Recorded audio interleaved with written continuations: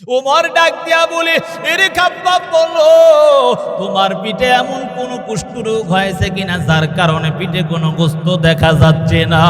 ওমর ডাক দিয়ে এই কথা বলার পর খাব্বাব রাদিয়াল্লাহু তাআলা আনহু ওমরকে ডাক দিয়া বলে, রে ওমর, আল্লাহর জাত ও সিফাতের কসম করে বলতেছি, আমার কোনোদিন কুষ্ঠ রোগ হয় না, আমার কোনোদিন কোনো রোগ হয় না। এরে খাব্বাব শুনিয়া নাও, এরে উমর শুনিয়া নাও, আমার কোনোদিন কুষ্ঠ রোগ হয় না। বলে, এমন অবস্থা তোমার কেন বলো? আল্লাহ নবীর সাহাবী হযরত খাব্বাব রাদিয়াল্লাহু তাআলা আনহু ডাক দিয়া বলে, এরে ওমর শুনিয়া নাও, শুনিয়া নাও, শুনিয়া নাও, আমি যখন ইসলাম গ্রহণ করলাম ওই বেঈমান মুশরিকরা আমার উপর এত নির্যাতন জানো, জ্বলন্ত আগুন এমন ভাবে উত্তপ্ত করা হয়, ওই আগুনটা জ্বালাইয়া আমাকে এমন ভাবে ওই বেঈমানরা এত নির্যাতন শুরু করিয়া দেয়, ওই বেঈমানরা আমাকে জ্বলন্ত আগুনের উপর শোয়াইয়া আমার শরীর থেকে গোশতগুলো আলাদা আলাদা হয়ে গেল। এরে ওমর, তুমি কি জানো ওই আগুনের এত তেজ জানো? ওই আগুন এত তেজস্ব হওয়ার পরেও আমার ওই গোশতগুলো পরে পরে চর্বিগুলো যখন আগুনের মধ্যে পড়তো, ওই আগুনটা এমন অবস্থা নিভিয়া যাইত। আজকে তাকাইয়া দেখো, আজকে তাদের ঈমানটা কত মজবুত ঈমান, আমাদের ঈমান কেমন ঈমান হয়ে গেল। আল্লাহ তাআলা এই কথাই বলেন, ইন্নাল ইনসানা লাফি খুসর, নিশ্চয়ই সমস্ত মানুষ হলো ক্ষতিগ্রস্ত। তবে না না, 4 গুণ মানুষ ক্ষতিগ্রস্ত হতে পারে না। 1 নাম্বার আমানু, যারা ঈমান আনে তারা ক্ষতিগ্রস্ত হতে পারে না। এরে বাবা, ঈমান আনতে হবে আমিনু কামা আমানান নাস। সাহাবায়ে কেরামের ঈমানের মতো ঈমান আনো। সাহাবায়ে কেরামের ঈমানের মতো ঈমান যদি আনতে পারো, তোমার দুনিয়াতেও দাম, আখিরাতেও আমার আল্লাহ তোমার দাম বাড়ায়া দিবে। আত্তাজিরুস সুদুকুল আমিন মা'আন নাবিয়িন ওয়াস সিদ্দিকিন ওয়াশ শুহাদাই ওয়াস সলিহিন। যারা সঠিক ব্যবসায়ী হবে, যারা সৎ ব্যবসায়ী হয়, নবী বলেন তাদেরকে আমার আল্লাহ তাদের জান্নাত হবে, হাসর হবে। মা'আন নাবিয়িন, তাদের নবীদের সাথে জান্নাত হবে, সুবহানাল্লাহ। ওয়াস সিদ্দিকিন, যারা সিদ্দিক তাদের সাথে তার জান্নাত হবে। ওয়াশ শুহাদাই ওয়াস সলিহিন। নবী বলেন, হে দুনিয়ার উম্মতের দল, শুনে নাও, শুনে নাও, যারা সঠিক ব্যবসায়ী হয়, মায়ার নবী হাদিসের মধ্যে বলেন তারা হবে শহীদদের সাথে জান্নাতে থাকবে, সুবহানাল্লাহ। নবী বলেন ওয়াস সালিহিন, যারা সঠিক ব্যবসায়ী হবে তাদের জান্নাত হবে, যারা সালেহ নেককার বান্দা তাদের সাথে, সুবহানাল্লাহ। অথচ তাকাইয়া দেখ, আমাদের দেশের ব্যবসায়িকদের আচরণ দেখলে বোঝা যায় তারা উবাইয়া ইবনে খলফের সাথে জাহান্নামে যাবে। কথা বলে ঠিক নেই? বুঝেন নাই? উবাইয়া ইবনে খলফের সাথে জাহান্নামে যাবে।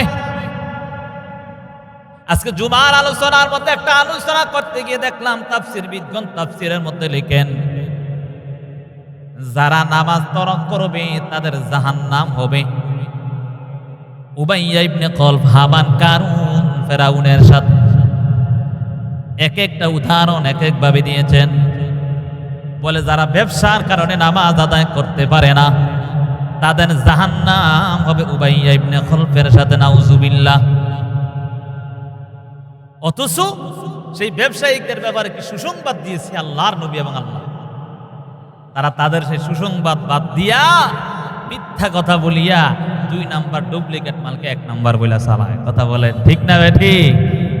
আল্লাহ বুঝার তৌফিক দেন, সকলে বলে আমি। নিজের টাকা সম্পদটাকে হারাম বানায়া দিছে। কথা বলেন ঠিক না?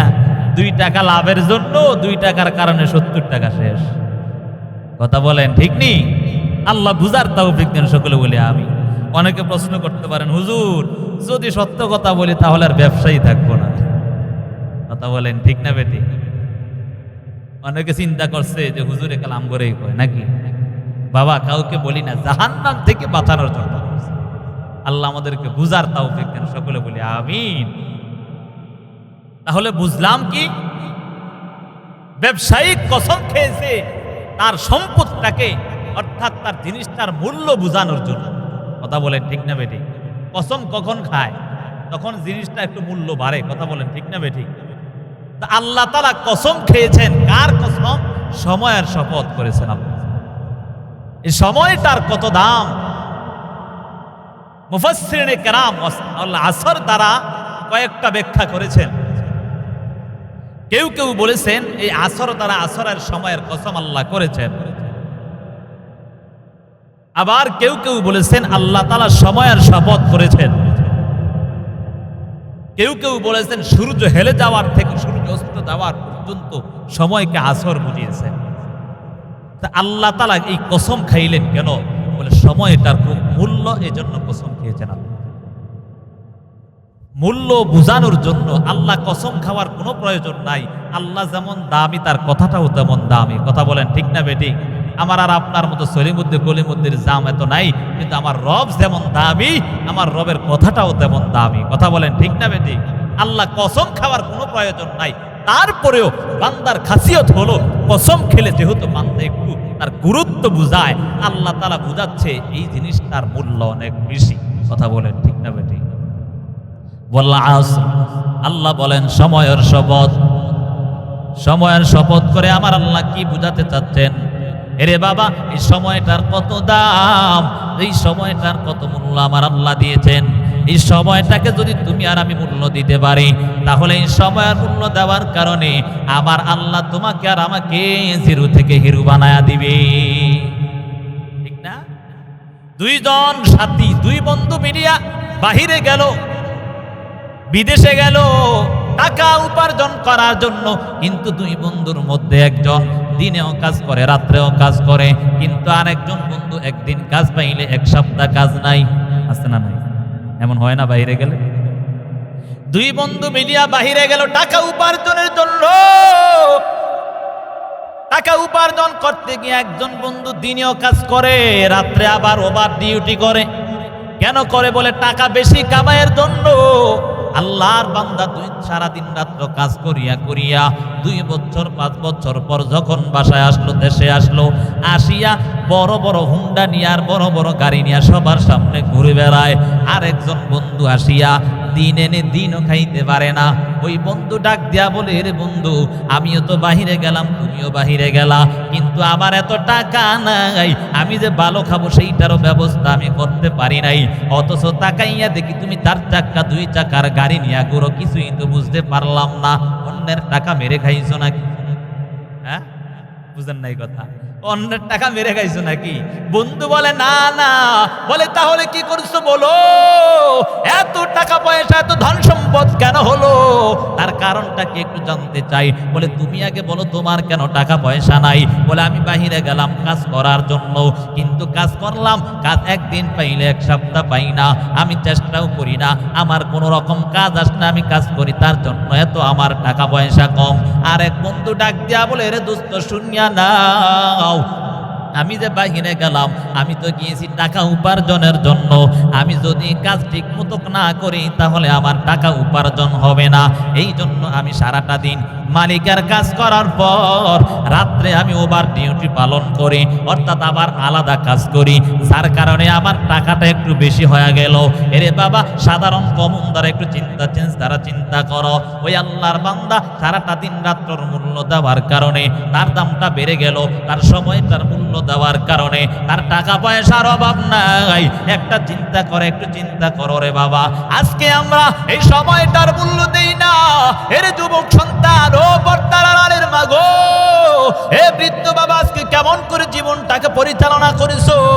একটা বারো চিন্তা করো নাই এই সময়টার কত মূল্য জানো? যখন তোমার নিঃশ্বাসটা বন্ধ হয়ে যাবে ওই সময় বুঝতে পারবা সময়টার কত মূল্য।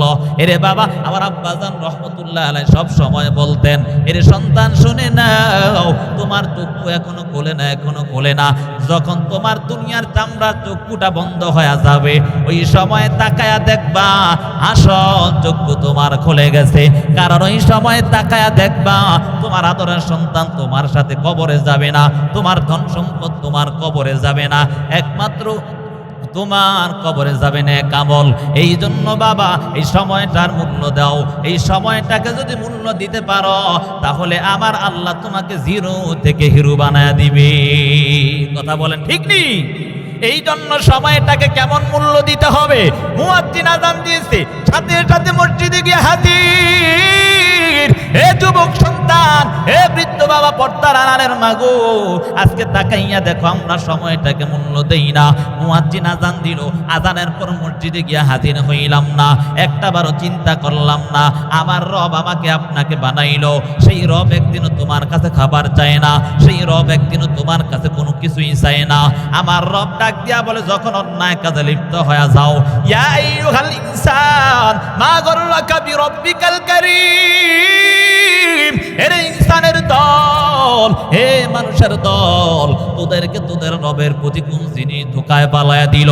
আজকে তাকাইয়া দেখ, তাকাইয়া দেখ, দুনিয়ার জমিনের মধ্যে যদি মালিকের কাজ করে তাহলে মালিক বেতন দেয়, কর্মচারীকে বেতন দিয়া দেয়। আর যদি মালিকের কাজ না করে তাহলে মালিক তার বেতন দেয় না। এরে বাবা, একটা বারো চিন্তা করলি না, ওই মালিকের কাজ করলে মালিক তার পর বেতন দেয়। আবার রব এত সুন্দর করিয়া, এত মায়া করিয়া, এত আদর করিয়া আমাকে আর তোমাকে বানালো, একটা বারো আমার রবের কাছে আরজি করলাম না।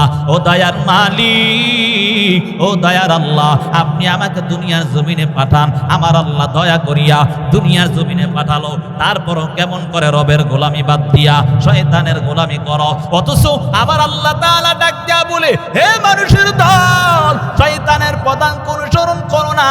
ওয়ালা তাত্তাবিউ খুতুওয়াতিশ শাইতান ইন্নাহু লাকুম আদুউম মুবিন।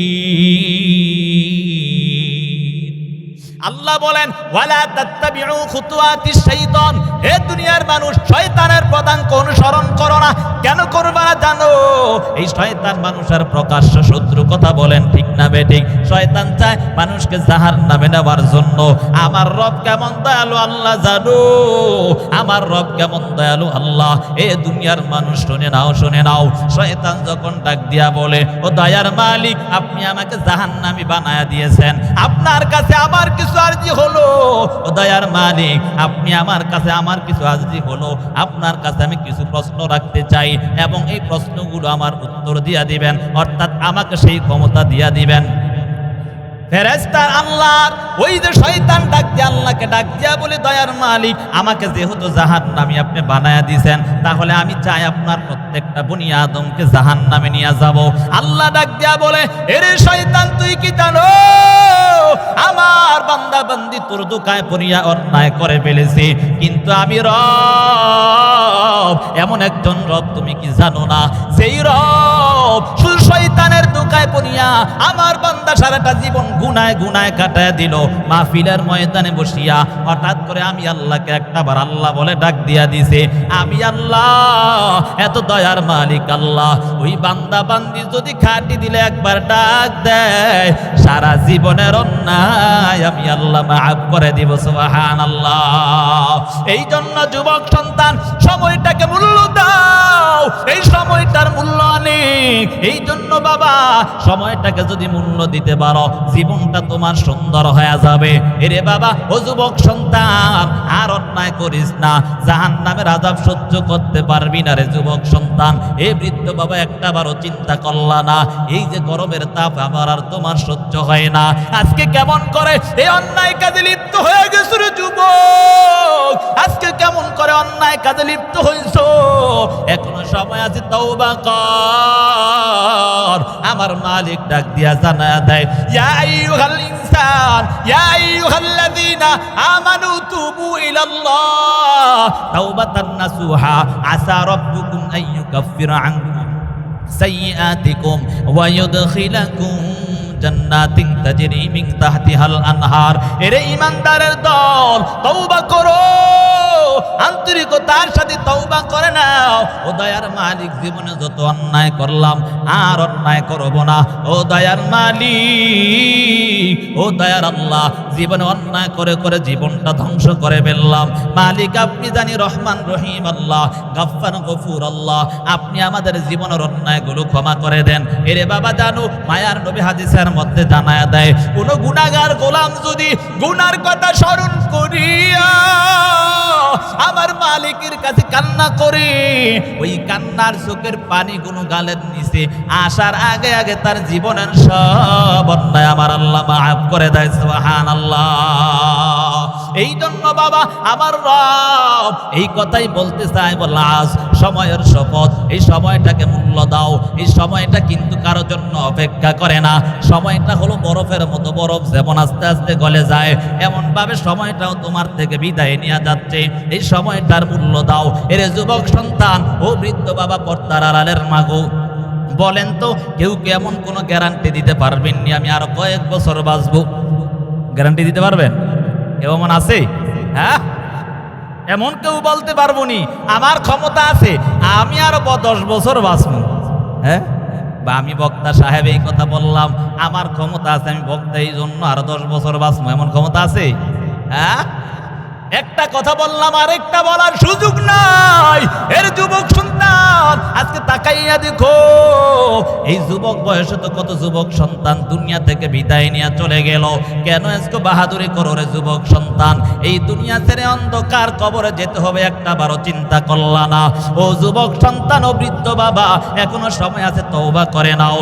আবার আল্লাহ বলেন ওয়াল আসর, সময়ের শপথ। আমি আল্লাহ সময়ের শপথ করে করে বুঝাতে চাইলাম, এই দুনিয়ার মানুষ সময়টাকে মূল্য দাও, ইবাদতে নিজের জীবনটাকে কাটায়া দাও।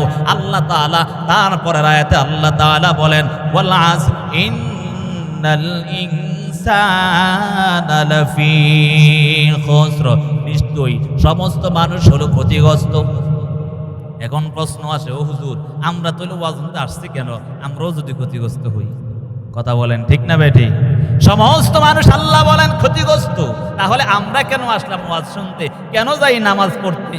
আল্লাহ সবাইরে ক্ষতিগ্রস্ত, নামাজ রোজার দরকার না, যায় ঘুমায়। ঠিক নেই?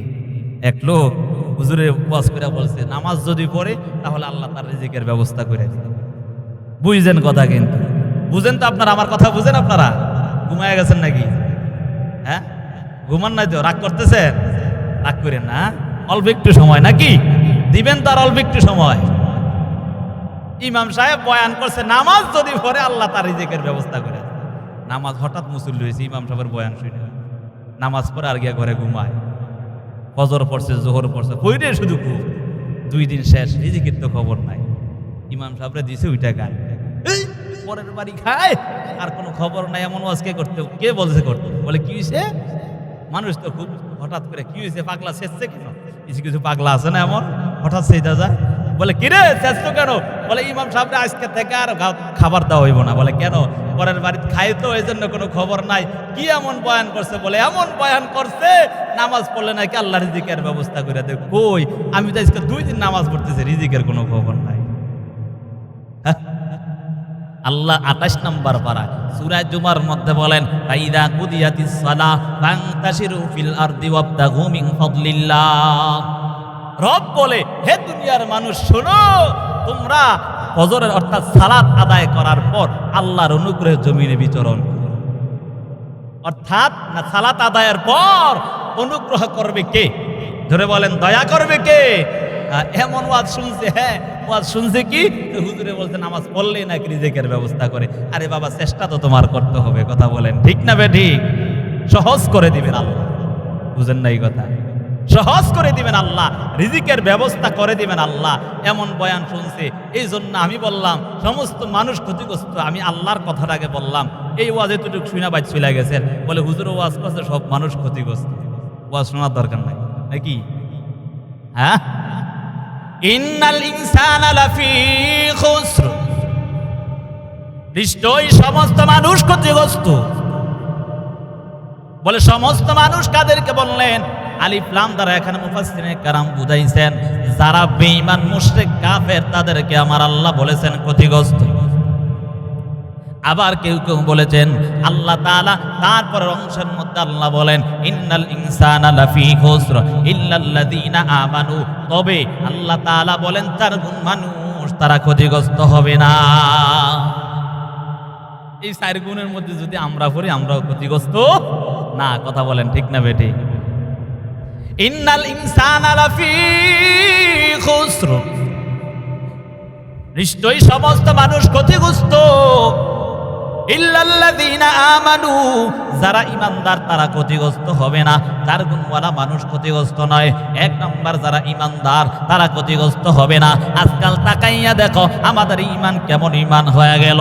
এরে যুবক সন্তান, আজকে তাকাইয়া দেখো আমাদের ঈমান কেমন ঈমান। আজকে আমাদের ঈমান হলো কচু পাতার পানির মতো। বলে কচু পাতার পানি যেমন টলমল টলমল করে, এ যুবক সন্তান আজকাল আমাদের ঈমান হলো তেমন টলমল করে। কেউ যদি কোনো টাকার লোভ দেখায়, সম্পদের লোভ দেখায়, আমি আমার ঈমানটাকে বিক্রি করে দিতে পারি। কথা বলেন ঠিক না বেটি? বুঝে নাই কথা, ঠিক না? অথচ আল্লাহ বলেন আমিনু কামা আমানান নাস, এর ঈমানদারের দল, ঈমান আনো যারা ঈমান আনছে পূর্ববর্তীদের মতে। এখানে বুঝাইছেন আমার আল্লাহ নবীদের কেউ কেউ বলেছেন সাহাবায়ে কেরামের ঈমানের মতো ঈমান আনো। এর যুবক সন্তান আজকে তাকাইয়া দেখো ওই সাহাবায়ে কেরামদের ঈমানটা কত দামি ঈমান ছিল। ও যুবক সন্তান, সাহাবায়ে কেরামদের মধ্যে হযরত খুবাইব রাদিয়াল্লাহু তাআলা আনহুর ঈমান কত কঠিন মজবুত ঈমান ছিল। মায়ার নবীর সাহাবী হযরত খুবাইব রাদিয়াল্লাহু তাআলা আনহুর ঈমান কেমন ঈমান ছিল। মায়ার নবীর কাছে বেঈমানরা বলেছেন তাদেরকে তাদের কাছ থেকে ইসলাম গ্রহণ করবে এবং কোরআন শিখবে। খুবাইবকে নিয়ে যায়, খুবাইবকে নিয়ে বন্দী করে ফেললেন। এরে বাবা, ঈমানটা কেমন মজবুত ঈমান জানো? ও যুবক সন্তান, আজকে তাদের ঈমানটা কেমন মজবুত ঈমান, আমার আর আপনার ঈমানটা কেমন হালকা ঈমান হয়ে গেল। ওই সাহাবায়ে কেরামের ঈমানটা কত কঠিন ঈমান। একটু তাকাইয়া দেখো, খুবাইব রাদিয়াল্লাহু তাআলা আনহুকে বন্দী করার পর কয়েকদিন যাবত কোনো খাবার দেয় না, কিছুই দেয় না। হযরত খুবাইব রাদিয়াল্লাহু তাআলা আনহু এমন অবস্থার মধ্যে শুধু আমার মাওলাকে ডাকতেছে, ও দয়ার মালিক, ও দয়ার আল্লাহ, আপনার দিনের জন্য আমি আপনার ওই ঈমানটাকে গ্রহণ করার কারণে বেঈমানরা আমার উপর এত নির্যাতন শুরু করে দিল। খুবাইবকে একদিনের জন্য খাবার দেয় না। কয়েকদিন পর খুবাইবকে ডাক দিয়া বলে, রে খুবাইব, তুই যদি ঈমান না ছাড়ো তাহলে তোমাকে দুনিয়া থেকে বিদায় করে নিব। হযরত খুবাইব রাদিয়াল্লাহু তাআলা আনহু ডাক দিয়া বলে, এরে বেঈমানের দল, শুনে নাও শুনে নাও, আমি আল্লাহর জাত ও সিফাতের কসম করে বলি, আমাকে দুনিয়া থেকে বিদায় করবা আমার কোনো আফসোস নাই, তবে একটা মুহূর্তের জন্য আমি ঈমানটা ছাড়তে রাজি না। হযরত খুবাইব রাদিয়াল্লাহু তাআলা আনহুকে ডাক দিয়া বলে, রে খুবাইব, জানো তুমি যদি ঈমান না ছাড়ো তাহলে তোমাকে দুনিয়া থেকে বিদায় করে নেব। খুবাইব বলে, যা কিছু করো আর না করো, ঈমান ছাড়বো না। মায়ার নবীর সাহাবী হযরত খুবাইব আল্লাহর কাছে কান্না করে, ও দয়ার মালিক, আপনি আমাকে ঈমান হারা করে দুনিয়া থেকে বিদায় করে দিয়েন না। আল্লাহর নবীর সাহাবী যখন এমন ভাবে আল্লাহর কাছে কান্না করে, হযরত খুবাইব যখন ওই মারার জন্য, ফাঁসির কাস্টে ঝুলানোর জন্য, শহীদ করার জন্য নিয়ে রওনা হয়ে গেলেন। হযরত খুবাইবকে নিতেছে, হঠাৎ করে তাকাইয়া দেখে একটা কাঠ ওই এমন ভাবে স্টেজের মতো বানাইয়া আরেকটা কাঠ এভাবে দাঁড়ানো করে লাগানো আছে। হযরত খুবাইবকে ডাক দিয়া বলে, এরে খুবাইব, বলো তোমার মরণের আগে শেষ কোনো ইচ্ছা আছে কিনা? বলে, এমন কোন ইচ্ছা আছে একটু জানতে চাই। বলে, আমার ইচ্ছা হলো যদি আমাকে দাও 2টা রাকাত নামাজ আদায় করব। আল্লাহর নবীর সাহাবীকে 2টা রাকাত নামাজ আদায় করার জন্য সময় দিলেন। হযরত খুবাইব রাদিয়াল্লাহু তাআলা আনহু 2 রাকাত নামাজ কোন রকম তাড়াতাড়ি করে শেষ করে ফেললেন। হযরত খুবাইব 2 রাকাত নামাজ আদায় করার পর ডাক দিয়া বলে, রে খুবাইব, বল বল, কেন এত তাড়াতাড়ি করে নামাজটা শেষ করে ফেললা? হযরত খুবাইব ডাক দিয়া বলে, এর বেঈমানের দল, তোরা কি জানো আজকে যদি আমার তেমন ভাবে আমার কারণে মুসলমানদের উপর অপবাদ দাও যে মুসলমানরা মৃত্যুর ভয় করার কারণে নামাজের অজুহাত দিয়া সময়টাকে বিলম্ব করে ফেলেছে, এই জন্য আমি চাই যাতে করে কোনো মুসলমানের উপর এমন গালি না পড়ে, এই জন্য তাড়াতাড়ি করে নামাজটা আদায় করে নিলাম। হযরত খুবাইবকে ডাক দেয়া বলে, রে খুবাইব, ঈমান ছাড় আর না হয় তোকে ধ্বংস করে ফেলবো, মেরেই ফেলবো। খুবাইব ডাক দেয়া বলে, রে বেঈমানের দল,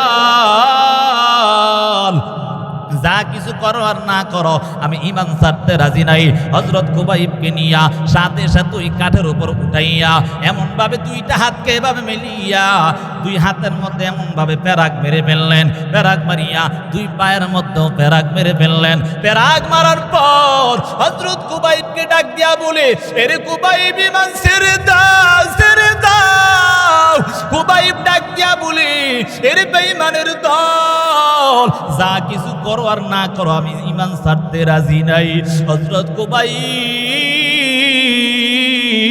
দুই হাতের মধ্যে যখন এমন ভাবে পেরাক মারিয়া দুই পায়ের মধ্যে পেরাক মেরে দিল, ওই খুবাইব শুধু আমার মালিককে ডাক দেয়, দয়ার মালিক, ও দয়ার আল্লাহ, আপনি আমার ঈমানটাকে মজবুত বানায়া দেন।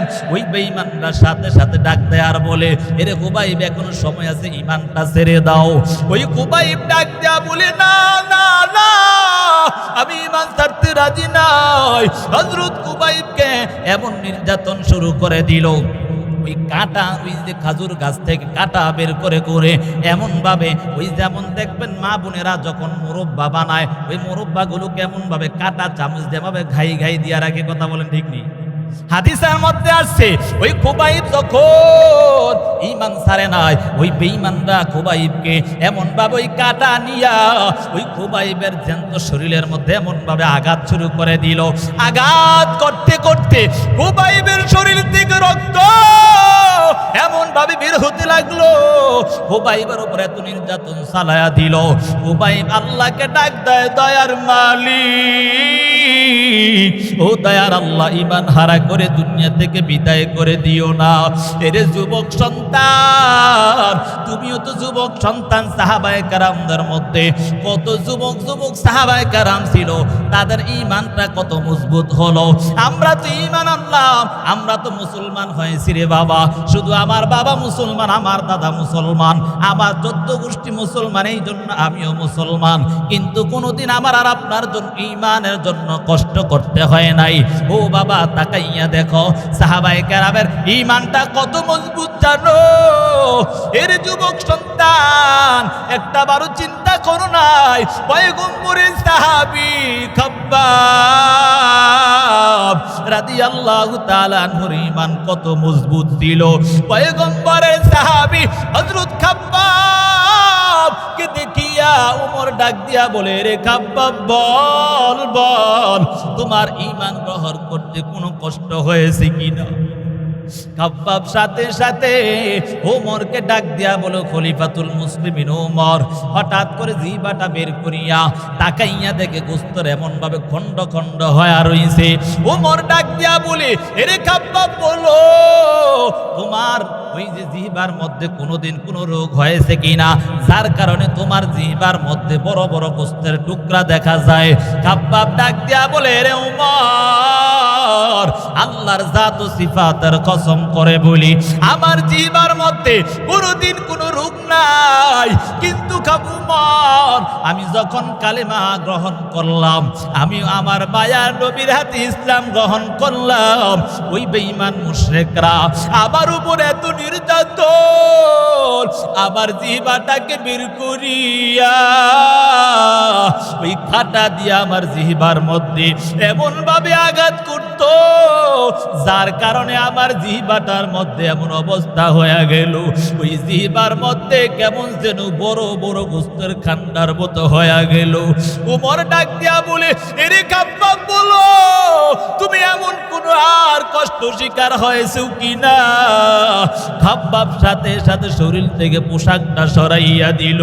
খাব্বাব ডাক দিয়া বলে, ওমর, তাকাইয়া দেখো আমার পিঠের অবস্থাটা একটু তাকায়া দেখো। ওমর ডাক দিয়া বলে, এরে খাব্বাব বলো, তোমার পিঠে এমন কোন কুষ্ঠরোগ হয়েছে কিনা যার কারণে পিঠে কোনো গোস্ত দেখা যাচ্ছে না? ওমর ডাক দিয়ে এই কথা বলার পর খাব্বাব রাদিয়াল্লাহু তাআলা আনহু ওমরকে ডাক দিয়া বলে, রে উমর, আল্লাহর জাত ও সিফাতের কসম করে বলতেছি, আমার কোনোদিন কুষ্ঠরোগ হয় না, আমার কোনোদিন কোনো রোগ হয় না। এরে খাব্বাব শুনিয়া নাও, এরে উমর শুনিয়া নাও, আমার কোনোদিন কুষ্ঠরোগ হয় না। বলে, এমন অবস্থা তোমার কেন বলো? আল্লাহ নবীর সাহাবী হযরত খাব্বাব রাদিয়াল্লাহু তাআলা আনহু ডাক দিয়া বলে, এরে ওমর শুনিয়া নাও, শুনিয়া নাও, শুনিয়া নাও, আমি যখন ইসলাম গ্রহণ করলাম ওই বেঈমান মুশরিকরা আমার উপরে এত নির্যাতন জানো, জ্বলন্ত আগুন এমন ভাবে উত্তপ্ত করা হয়, ওই আগুনটা জ্বালাইয়া আমাকে এমন ভাবে ওই বেঈমানরা এত নির্যাতন শুরু করিয়া দেয়, ওই বেঈমানরা আমাকে জ্বলন্ত আগুনের উপর শোয়াইয়া আমার শরীর থেকে গোশতগুলো আলাদা আলাদা হয়ে গেল। এরে উমর, তুমি কি জানো ওই আগুনের এত তেজ জানো? ওই আগুন এত তেজস্ব হওয়ার পরেও আমার ওই গোশতগুলো পরে পরে চর্বিগুলো যখন আগুনের মধ্যে পড়তো, ওই আগুনটা এমন অবস্থা নিভিয়া যাইত। আজকে তাকাইয়া দেখো, আজকে তাদের ঈমানটা কত মজবুত ঈমান, আমাদের ঈমান কেমন ঈমান হয়ে গেল। আল্লাহ তাআলা এই কথাই বলেন, ইন্নাল ইনসানা লাফি খুসর, নিশ্চয়ই সমস্ত মানুষ হলো ক্ষতিগ্রস্ত। তবে না না, 4 গুণ মানুষ ক্ষতিগ্রস্ত হতে পারে না। 1 নাম্বার আমানু, যারা ঈমান আনে তারা ক্ষতিগ্রস্ত হতে পারে না। এরে বাবা, ঈমান আনতে হবে আমিনু কামা আমানান নাস। সাহাবায়ে কেরামের ঈমানের মতো ঈমান আনো। সাহাবায়ে কেরামের ঈমানের মতো ঈমান যদি আনতে পারো, তোমার দুনিয়াতেও দাম, আখিরাতেও আমার আল্লাহ তোমার দাম বাড়ায়া দিবে। এরে বাবা, জানো ওই যে ফেরাউনের স্ত্রী আসিয়ার ঈমানটা একটু লক্ষ্য করে তাকায়া দেখো, আসিয়ার ঈমানটা কত মজবুত ঈমান। ওই আসিয়া তারপরও ঈমানটা ছাড়ে নাই, বেঈমান কত নির্যাতন না করলো। ওই যে ফেরাউন এত নির্যাতন, একদিন হঠাৎ করে ওই ফেরাউনের একজন বান্দি ছিল, কেউ কেউ বলেন খাদেম ছিলেন, মাসেতা। ওই খাদেম যখন ফেরাউনের সন্তানের, কন্যা সন্তানের মাথা আছড়াচ্ছে, হঠাৎ করে হাত থেকে ওই শিরুনিটা পড়ে মাটির মধ্যে পড়ে গেল। মাটির মধ্যে পড়ার পর ওই খাদেম এটা সাথে সাথে বিসমিল্লাহির রহমানির রহিম বলে সাথে সাথে ওই শিরুনিটা মাটির থেকে উঠায়া ফেললো। ফেরাউনের কন্যা ডাক দিয়া বলে, তুমি আবার কার নামটা জপলে একটু জানতে চাই। বলে, আমাকে আর তোমাকে যে সৃষ্টি করেছে তার নামটা আমি জপলাম। এই কথা বলার পর ফেরাউনের কন্যা রাগান্বিত হইয়া ডাক দিয়া বলে, আমার বাবাকে ছাড়া তোমার আবার খোদা কে হতে পারে? নাউজুবিল্লাহ। আল্লাহর বান্দি ডাক দিয়া বলে, তোমার বাবাকে আর আমাকে যে সৃষ্টি করেছে তার নামটা জপলাম। আল্লাহর বান্দির এই কথা শুনিয়া ফেরাউনের কন্যা গিয়া ফেরাউনকে ডাক দিয়া বলে, এরে আব্বা জান, তুমি যে খোদাই দাবি করো, কিন্তু আমাদের ঘরের মধ্যে যেই বান্দিটা কাজ করে ওই বান্দিও তো তোমাকে খোদা মানে না, তাহলে কেমন করে মানুষের কাছে দাওয়াত দিবা? এই কথা বলার পর রাগান্বিত হইয়া ওই আল্লাহর বান্দির উপর এত নির্যাতন শুরু করে দিলেন। তার কেউ কেউ বলেন 3 জন সন্তান, কেউ বলে 7 জন সন্তান ছিল। আল্লাহর বান্দিকে ডাক দিয়া বলে, ফেরাউন বলে, এরে মাসিতা, তুই কি ঈমান ছাড়বি নাকি তুই এমন ভাবে ওই যে জ্বলন্ত তৈল দেখা যায় ওই তৈলের মধ্যে তোর সন্তানগুলোকে ছেড়ে দিব? আল্লাহর বান্দি ডাক দিয়া বলে, তুমি যা কিছু করো আর না করো, যত কিছু করো, আমি ঈমান ছাড়তে রাজি নাই। এমন অবস্থা হয়ে গেছে জানো? এরে বাবা, কিতাবের মধ্যে আসছে আল্লাহর আল্লাহর বান্দি এমন অবস্থার মধ্যে তারপরও ঈমান ছাড়ে নাই, তাকেও দুনিয়া থেকে বিদায় করে দিল। ওই বিদায় করে দেওয়ার পর আল্লাহর বান্দিকে বিদায় করার পর ফেরাউন গিয়া তার স্ত্রীর কাছে ডাক দিয়া বলে, এরে আসিয়া, তুমি কি জানো আমাদের যেই খাদেমাটা ছিল ওই খাদেমাটাকে আজকে দুনিয়া থেকে বিদায় করে দিলাম। এই কথা বলার পর ডাক দিয়া বলে, তাহলে আল্লাহ আল্লাহর বান্দি আসিয়া ডাক দিয়া বলে, এরে ফেরাউন শুনিয়া নাও, আমি তো তোমার আগে থেকে জানতে পেরেছি। সুবহানাল্লাহ। ফেরাউন ডাক দিয়া বলে, কি বলতিছো তুমি আবার আগের থেকে কেমন করে বলে জানো? আল্লাহর বান্দি বলে, হে ফেরাউন শুনে নাও, শুনে নাও, তুমি যখন তাকে এমন নির্যাতন করতেছো, নির্যাতন করার সময় ওই সময় আমার মালিক আল্লাহ তাআলা তার রূহটা তোমার নির্যাতনের আগে আগে আল্লাহর কাছে নিয়ে গেছে। সুবহানাল্লাহ। এই কথা বলার পর ফেরাউন ডাক দিয়া বলে, তাহলে মনে হয় তুইও ঈমান নিয়ে আসলি। এই কথা বলার পর, ফেরাউনের এমন কথা বলার পর আসিয়া ডাক দিয়া বলে, এরে ফেরাউন শুনিয়া নাও, আমি তো ঈমান আগের থেকেই গ্রহণ করে ফেললাম। ফেরাউন ডাক দিয়া চিন্তায় পড়ে গেল, আমার ঘরের মধ্যে সবাই ঈমানদার, আমি কেমন করে মানুষকে দাওয়াত দেই? এই চিন্তা করার পর ওই যে আল্লাহর বান্দি আসিয়া এমন ঈমানটা মজবুত করে নিলেন। ওই ফেরাউন হামানের কাছে গিয়া ডাক দিয়া বলে, এরে হামান শুনি নাও, আমার ঘরে আমার আদরের স্ত্রী পর্যন্ত ঈমানওয়ালা, আমার স্ত্রীও আমাকে খোদাই মানে না, তাহলে কেমন করে কি করা যায়? আল্লাহর বান্দি ডাক দিয়া বলে, শুনে নাও, শুনে নাও। হামান ফেরাউনকে ডাক দিয়া বলে, এরে ফেরাউন শুনিয়া নাও, তুমি যা কিছু করো তাড়াতাড়ি তাকে নির্যাতন শুরু করে দাও। যদি নির্যাতন না করো তাহলে সে ঈমান ছাড়বে না। বলে, কেমন নির্যাতন করা যাবে? বলে, তোমার স্ত্রী আসিয়াকে নিয়া তাড়াতাড়ি মরুভূমির মধ্যে নিয়া তাকে এমন ভাবে উত্তপ্ত বালুর উপর শোয়াইয়া চেহারাটাকে সূর্যের দিকে করে দাও, এমন ভাবে নির্যাতন শুরু করে দিবা যাতে করে ঈমানটা আস্তে আস্তে ছেড়ে দেয়। এমন বলার পর আল্লাহর বান্দি আসিয়াকে নিয়া যখন ওই মরুভূমির মধ্যে নিয়ে গেল, আল্লাহর বান্দিকে নিয়া ফেরাউন ডাক দিয়া বলে, রে আসিয়া শুনিয়া নাও, তুই কি আমার উপর ঈমান আনবি নাকি তুই ওই ঈমান ছেড়ে দিবি? এই কথা বলার পর আসিয়া ডাক দিয়া বলে, এরে ফেরাউন শুনিয়া নাও, শুনিয়া নাও, আমি যেহেতু ঈমান গ্রহণ করেছি তাহলে আর কখনো আমি ঈমান ছাড়তে রাজি নাই। আসিয়া ডাক দিয়া বলে, আমি ঈমান ছাড়বো না। এই কথা বলার পর আসিয়াকে সাথে সাথে উত্তপ্ত বালুর উপর শোয়াইয়া দিল। উত্তপ্ত বালুর উপর শোয়াইয়া আসিয়ার উপর এত নির্যাতন শুরু করে দিল। তারপরে জবান দ্বারা শুধু আল্লাহ আল্লাহর জিকির শুরু হয়ে গেল। আসিয়ার এমন জিকির শুনিয়া ফেরাউন রাগান্বিত হইয়া হামানের কাছে ডাক দিয়া বলে, রে হামান, তাকাইয়া দেখো আসিয়া তো একমাত্র তার মালিকের নামই জপতেছে। না না না, সে তো ঈমান এখনো ছাড়ে নাই, তাহলে কি করা যায় একটু জানায়া দাও। বলে, তাড়াতাড়ি আরেকটা কাজ করো, ডাক দিয়া বলো, যদি ঈমান না ছাড়ে তাহলে তার শরীর থেকে আস্তে আস্তে জ্যান্ত ভাবে চামড়াগুলো খসে ফেলবা। আসিয়াকে ডাক দিয়া বলে, রে আসিয়া শুনিয়া নাও, তাড়াতাড়ি ঈমান ছাড়িয়া দাও। যদি ঈমান না ছাড়ো তাহলে তোমাকে এমন ভাবে জ্যান্ত ভাবে তোমার শরীর থেকে চামড়াগুলো খসে ফেলবো, জ্যান্ত ভাবে চামড়াগুলো খসে ফেলবো। ওই আসিয়াকে এমন ভাবে দুই হাত এবং দুই পা গুলো পেরাক দ্বারা এমন ভাবে আঘাত করেছেন। এই জন্য আল্লাহ কোরআনের মধ্যে বলেন, ওয়া ফিরআউনা দিল আওতাদ, ওই পেরাকওয়ালা ফেরাউনের থেকে দৃষ্টান্ত গ্রহণ করে নাও। ওই ফেরাউন ওই যে আসিয়াকে এমন ভাবে নির্যাতন শুরু করে দিল। এরে বাবা একটু শুনো, আল্লাহ তাআলা বলেছেন 4 গুণ মানুষকে আমার আল্লাহ ক্ষতিগ্রস্ত করে বলেন নাই। আল্লাহ বলেন, ইল্লাল্লাযীনা আমানু, যারা ঈমানদার তারা ক্ষতিগ্রস্ত নয়। ওয়া আমিলুস সলিহাত, যারা আমল সালেহ করে তারা ক্ষতিগ্রস্ত নয়। ওয়া তাওয়াসাউ বিল হক, যারা পরস্পর সত্যের উপদেশ দেয়। ওয়া তাওয়াসাউ বিস সবর, যারা সত্যের সবর অবলম্বনের উপদেশ দেয়। এরে বাবা 4 গুণ মানুষ কখনো ক্ষতিগ্রস্ত হতে পারে না। 1 নাম্বার আল্লাহ শপথ করলেন, সময়ের শপথ। আল্লাহ সময়ের শপথ করে বুঝাতে চাইলেন, এই সময়টাকে যদি তুমি মূল্য দিতে পারো তাহলে আমার আল্লাহ তোমাকে জিরো থেকে হিরো বানায়া দিবে। সব মানুষ ক্ষতিগ্রস্ত হয়ে গেল, 4 গুণ মানুষ ক্ষতিগ্রস্ত হবে না। যারা ঈমানদার তারা ক্ষতিগ্রস্ত হবে না। যারা আমানু ওয়া আমিলুস সলিহাত, ঈমান আনার পর আমল সালেহ করে তারাও ক্ষতিগ্রস্ত না। এই জন্য বাবা এখনো সময় আছে, তওবা করিয়া করিয়া নিজের জীবনটাকে সুন্দর করে নাও।